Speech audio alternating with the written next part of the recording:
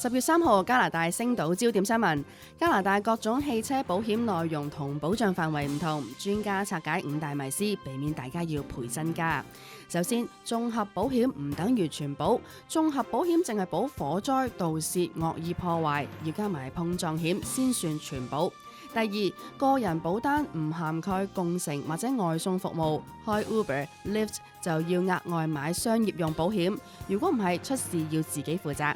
第三，朋友揸你架車出事，你都要負責，事故責任通常落喺車主，就唔喺揸車個人度。第四，舊車可能都要買全保嘅，專家建議先諮詢咗舊車嘅市值，再決定係唔係買全保。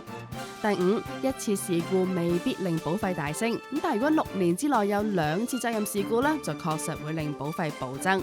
買車前記得了解清楚啦。下載加拿大星島應用程式，瀏覽更多新聞。